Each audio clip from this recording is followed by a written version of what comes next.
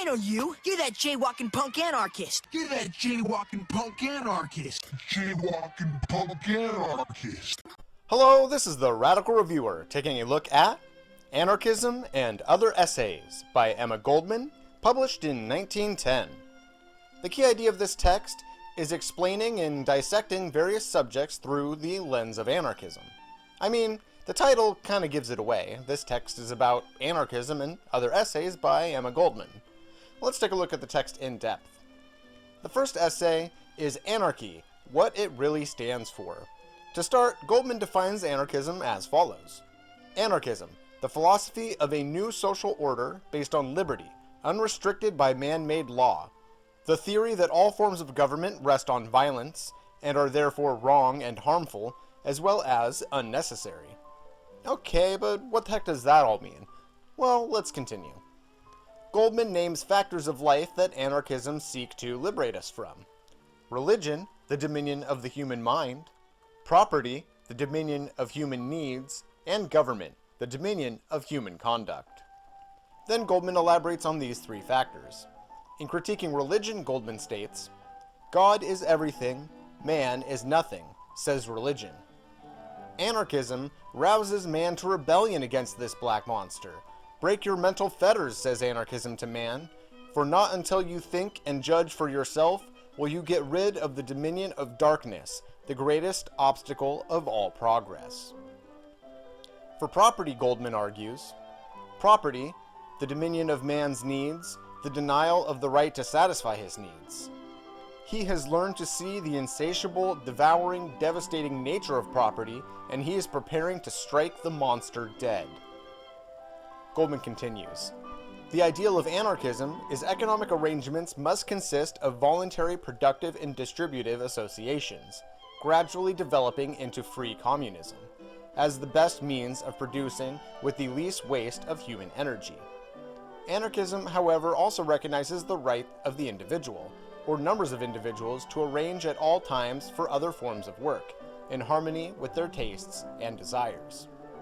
Basically, Goldman is against the concept of property proposed by capitalism, but she also critiques communism's limits on individual liberty.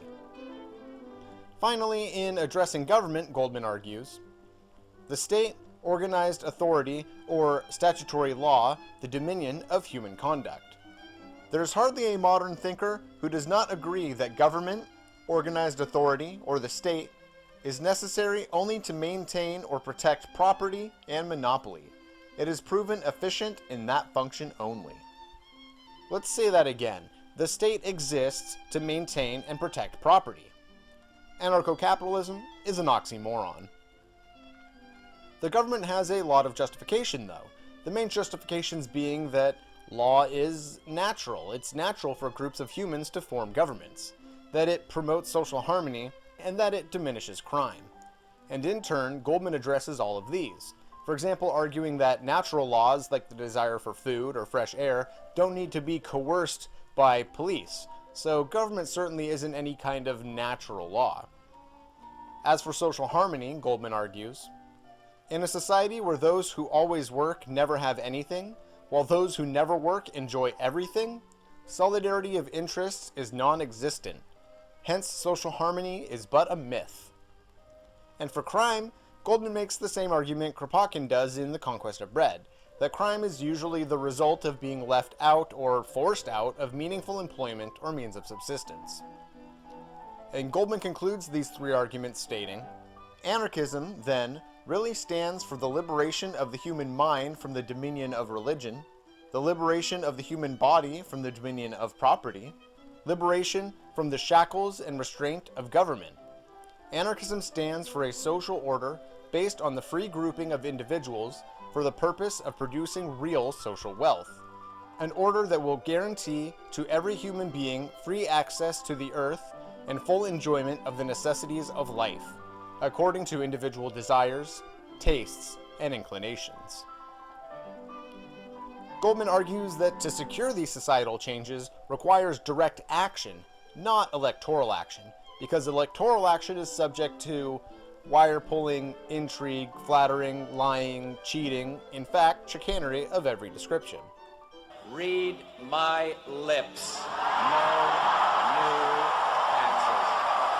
I did not have sexual relations with that woman.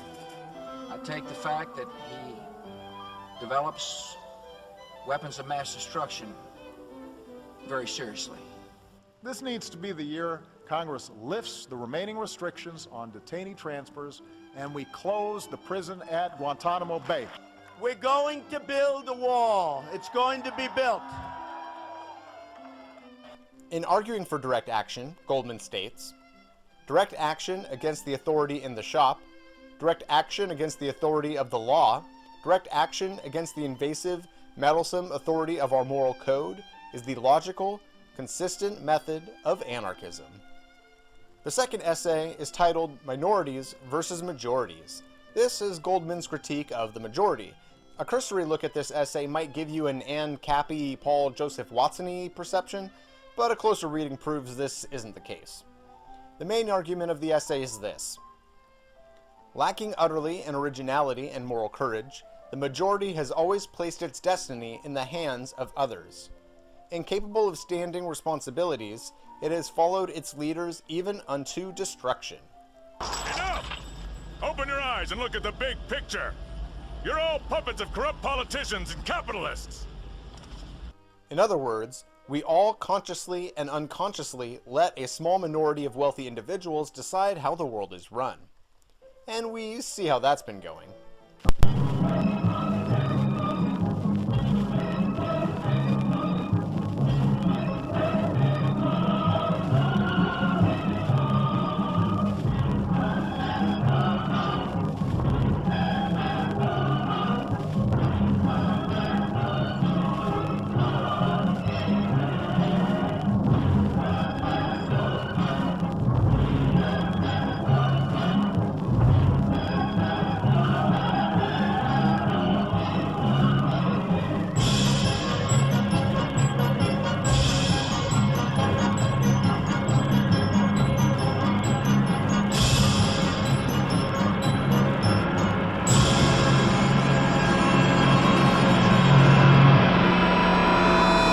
Now, because this essay is about critiquing the apathy of the majority, Goldman also praises those who are not apathetic. However, this praise can sound a bit ANCAPy, as I've already said.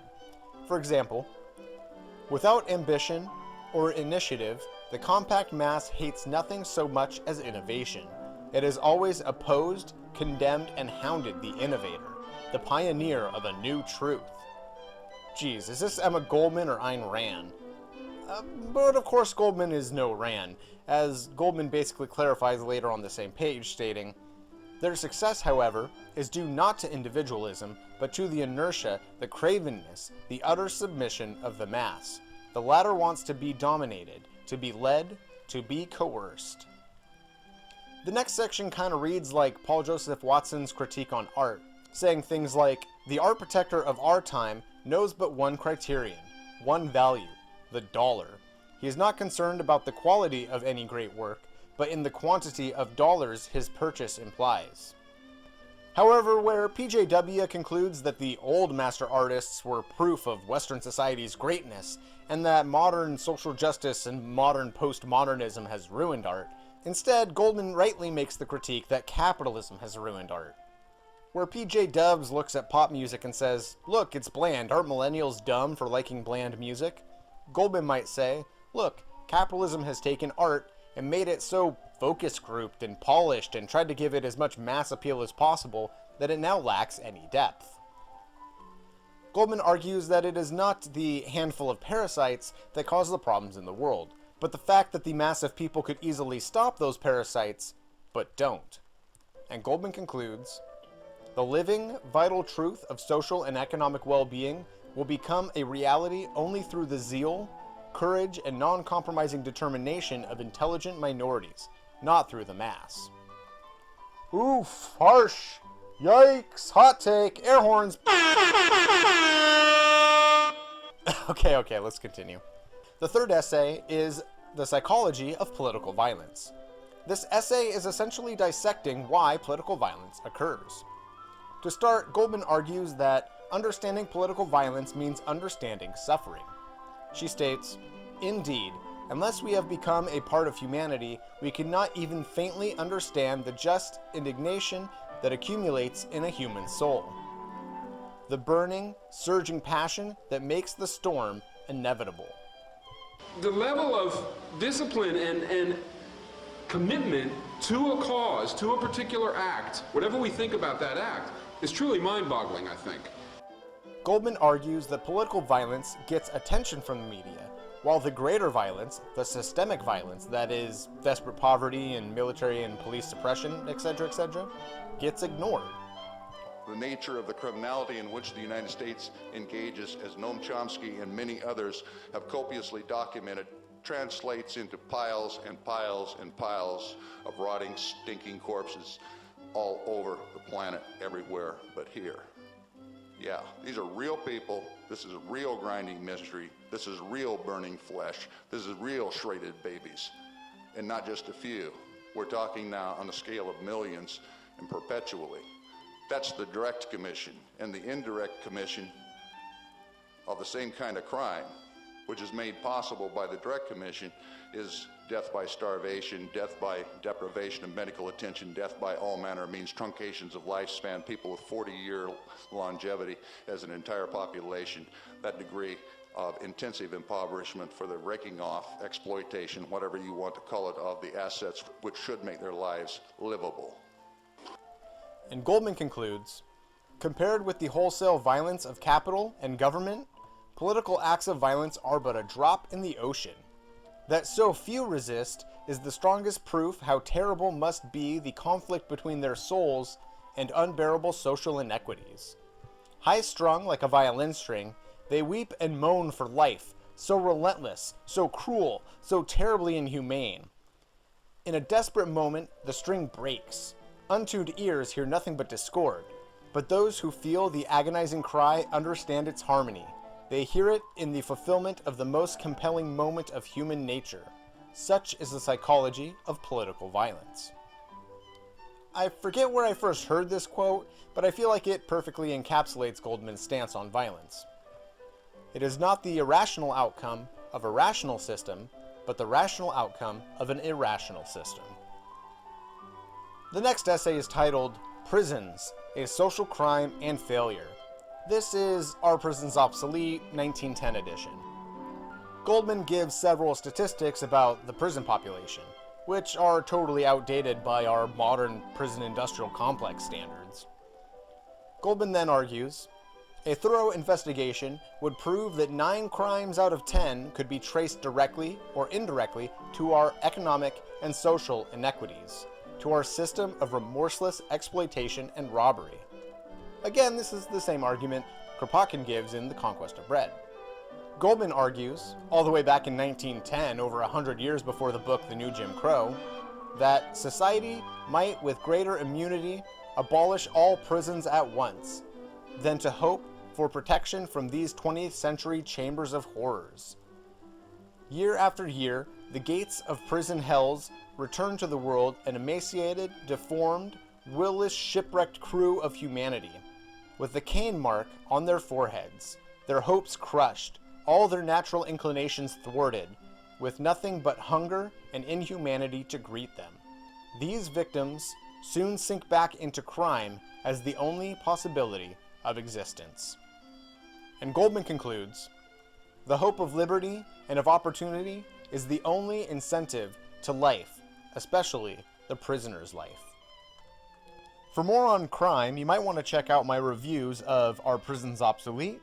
And The New Jim Crow. The next essay is called Patriotism, a Menace to Liberty.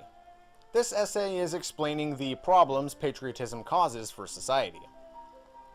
First, Goldman defines patriotism, stating, patriotism is a superstition artificially created and maintained through a network of lies and falsehoods.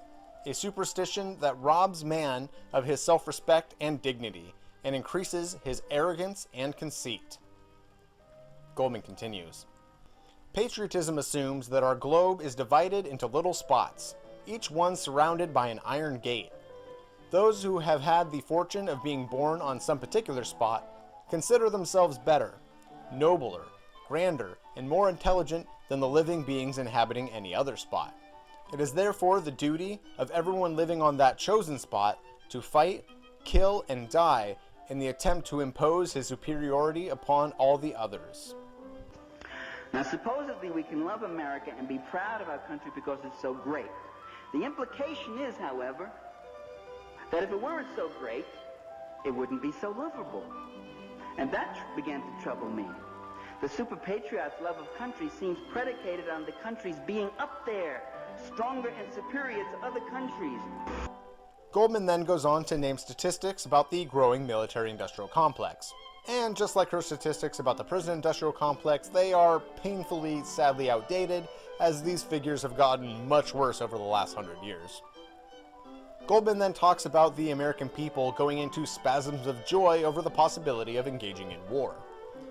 Although I think, A, this is mostly propaganda and not how the public actually feels. I mean, you never see people taking to the streets calling for war. They take to the streets and call for an end to war. And also B, those that are joyful, that joy is cultivated by those in power. Goldman then discusses how military service makes a soldier unfit for civilian work. And there is something to this. Like, even as getting money for college or training for a future job feature heavily in military recruitment ads, the fact is these ads don't represent the sad reality. For example, according to a recent article in The Atlantic, among community colleges, a Hetchinger Report review of the federal data suggests an average of only 15% of full-time students receiving GI Bill money graduated with a 2-year degree in 2014.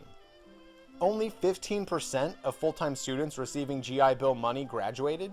The military ads plugging enlistment as a pathway to college seem to be, well, full of shit. Goldman then gives advice for what to do for soldiers. She states, "What we need is a propaganda of education for the soldier.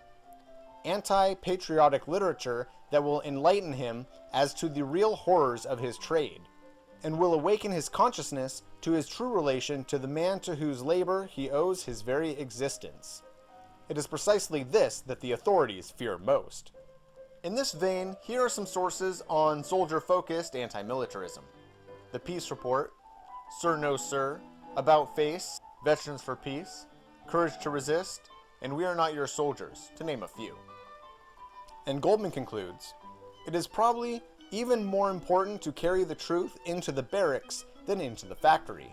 When we have undermined the patriotic lie, we shall have cleared the path for that great structure wherein all nationalities shall be united into a universal brotherhood, a truly free society." It may sound crass, but this is the kind of thing I was getting at in my video promoting anti-troop songs. The next essay is titled Francisco Frere and the Modern School.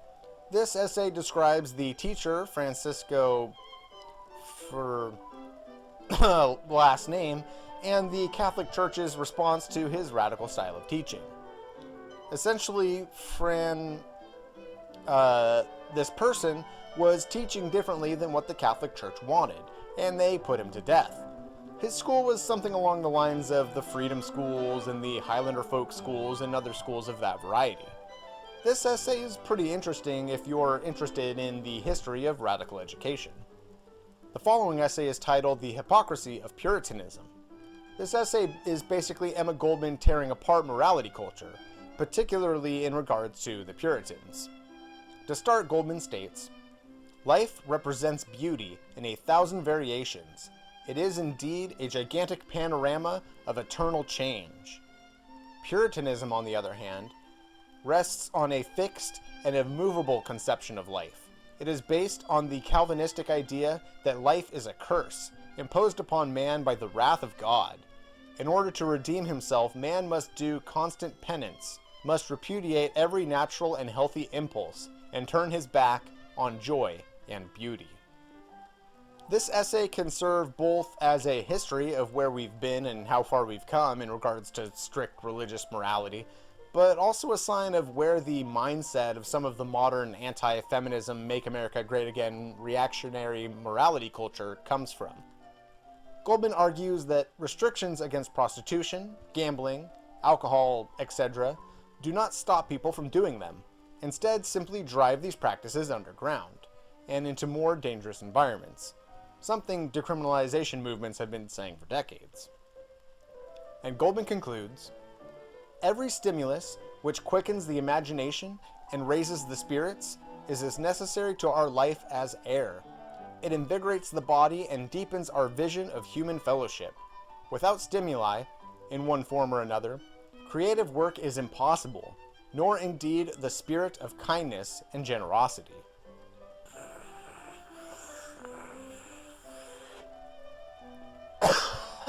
In other words, don't be such a buzzkill, you morality dorks.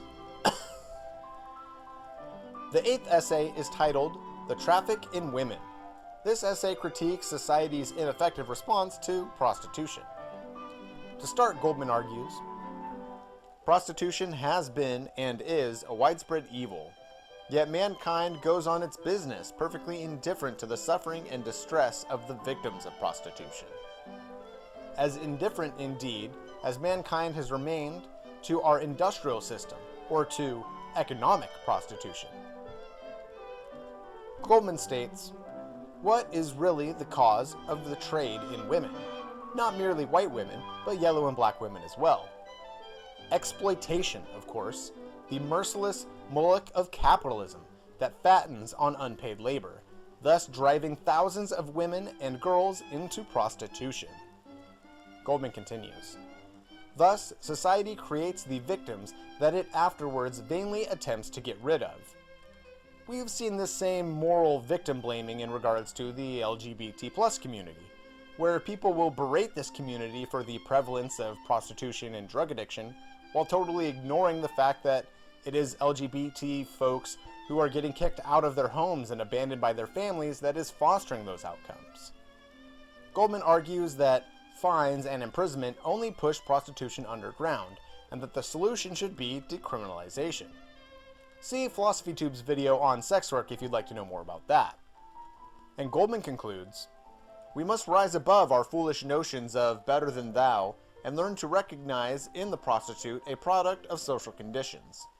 Such a realization will sweep away the attitude of hypocrisy and ensure a greater understanding and more humane treatment.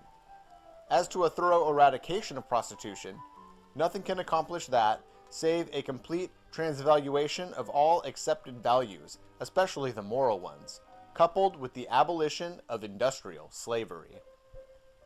Essentially, the elimination of all exploitative forms of labor will come with the abolition of capitalism. The next essay is Women's Suffrage. This essay is a critique of women's suffrage and what its adherents claim that women's suffrage will achieve.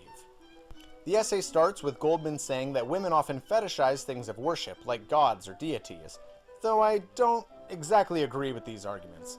Goldman states, thus, suffrage is only a means of strengthening the omnipotence of the very gods that women has served from time immemorial. This is some biological gender determinism BS. There is nothing written in the genetic code of womanhood that causes them to worship gods any more than any other gender in society. Goldman continues, I'm not opposed to women's suffrage on the conventional grounds that she is not equal to it. I see neither physical, psychological, nor mental reasons why women should not have the equal right to vote with man. And in considering the frailty of women, of course, these anti-suffragists had to overlook the many, many working-class women who stood from dawn to dusk, toiling at factory looms 10, 12 hours a day. They overlooked the women who put in endless days at stoop labor, picking crops in a hot field, or the women who worked 70-hour weeks sewing garments in fire-trap sweatshops. And by the way, subsequent events demonstrated that even the most fragile, the most delicate of the upper middle class ladies proved hardy enough to withstand the rigors of walking into a polling booth and casting a ballot. But that cannot possibly blind me to the absurd notion that woman will accomplish that wherein man has failed. Essentially, yes, women should have the vote on the basis of equality, but that we shouldn't expect women's suffrage to radically change society in the way we'd like society to change. Goldman is all about that direct action after all. Goldman then gives several examples of countries that had granted women's suffrage and yet have not instituted wide societal changes. And so here comes Goldman's actual critique on suffrage, regardless of gender. She states, "The history of the political activities of men proves that they have given him absolutely nothing that he could not have achieved in a more direct, less costly, and more lasting manner. As a matter of fact, every inch of ground he has gained has been through a constant fight, a ceaseless struggle for self-assertion, and not through suffrage. There is no reason whatever to assume that woman, in her climb to emancipation, has been or will be helped by the ballot." Let's look at this argument in action. Let's look at some recent big societal changes. Decriminalization of marijuana and gay marriage. What do you suppose came first? Voting to allow these changes to occur? Or decades of direct action and civil disobedience changing society's perspectives on these issues to allow them on the ballot in the first place? I think the answer is obvious. Goldman concludes, "The import is not the kind of work woman does, but rather the quality of the work she furnishes. She can give suffrage or the ballot no new quality, nor can she receive anything from it that will enhance her own quality. Her development, her freedom, her independence must come from and through herself." The following essay is titled "The Tragedy of Women's Emancipation," and asks, what is women's emancipation and how can it be achieved?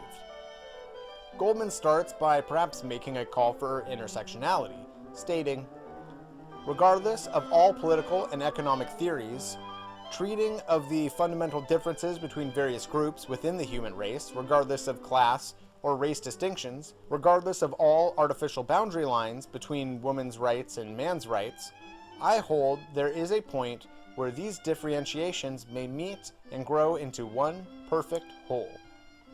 Goldman continues, "Emancipation should make it possible for a woman to be human in the truest sense. Everything within her that craves assertion and activity should reach its fullest expression. All artificial barriers should be broken, and the road towards greater freedom cleared of every trace of centuries of submission and slavery." This is about avoiding the apologetic compromise that is respectability politics. Unapologetic folks are the cause of change in the world. The drag queens of the Stonewall riots, the Black Panthers, the American Indian movement, etc., etc. Emancipation does not come from acquiescing to the dominant culture, but from challenging it. And Goldman concludes, "The right to vote, or equal civil rights, may be good demands, but true emancipation begins neither at the polls nor in the courts. It begins in woman's soul." And the final essay is titled "Marriage and Love," and critiques the institution of marriage and the place of love in society. Goldman's main critique is that marriage is primarily an economic arrangement, an insurance pact. Women's premium is a husband. She pays for it with her name, her privacy, her self-respect, her life, till death doth part. However, the marriage insurance condemns her to lifelong dependency, to parasitism, to complete uselessness, individual as well as social. Now, this represents marriage less now than it did in 1910, but I do know a few folks, and maybe you know similar folks in your life, where one partner in the marriage stays home. And if death or divorce split up the marriage, the stay-at-home partner has this burden of years of unemployment and perhaps anxiety tied to being a stay-at-home spouse. Goldman continues, "From infancy almost, the average girl is told that marriage is her ultimate goal. Therefore, her training and education must be directed towards that end." Goldman goes on to argue that it is also hard to organize female workers because of this ultimate goal. Now, I was not raised female, so I don't know how this would have impacted my choices in life, but I do have friends with old-fashioned parents who allowed them to drop out of high school with the expectation that, you're going to marry a husband who'll pay the bills anyway, so no big deal. And this decision has left these friends with very limited prospects. Goldman then critiques the idea of marriage as the cornerstone of the family, and explains that society is only paying lip service to this institution. For example, society has no problem firing or arresting the father and leaving the jobless mother and child abandoned. Not to mention cutbacks to maternity leave and cutbacks on social services and the like. Boneheads like Ben Shapiro look at the low marriage levels of black families as the cause of racialized poverty in the US, while totally ignoring the war on drugs and deindustrialization and jobless ghettoization of predominantly black neighborhoods, the mandatory minimum sentences, and everything else. The new Jim Crow covers this stuff pretty well, so look there for a better understanding of that. And finally, Goldman concludes, love needs no protection. It is its own protection. So long as love begets life, no child is deserted or hungry or famished from the want of affection. I know this to be true. I know women who became mothers in freedom by the men they loved. Few children in wedlock enjoy the care, the protection, the devotion free motherhood is capable of bestowing. Conclusion. This text is very influential, not only because it's a text by one of the most influential anarchist thinkers, but significantly because Emma Goldman's contributions to anarchist feminism. Though this text is over 100 years old and the statistics in the book are very outdated, the ideas here remain incredibly relevant. If you'd like a brief look at the ideals of anarcho-feminism, the essays on prostitution and women's suffrage and women's emancipation and marriage are good places to start. And if you want to look at the rationale of anarchism in general, the first essay has you covered. Basically, if you want a crash course on anarchism and various subjects related to anarchism, then I recommend Anarchism and Other Essays by Emma Goldman.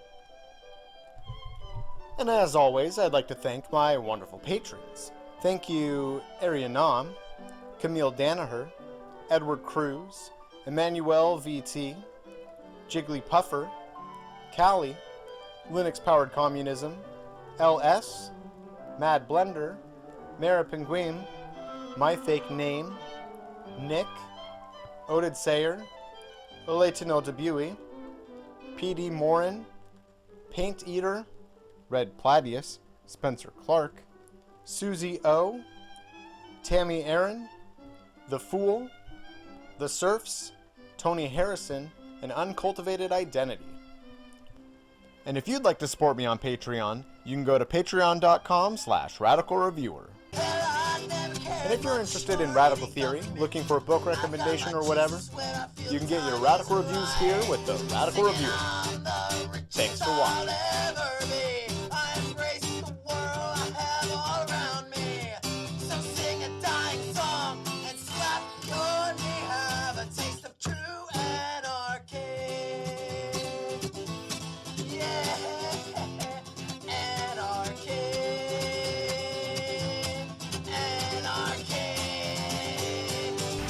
I'm delighted to be back in the United States, my hunting ground of 35 years,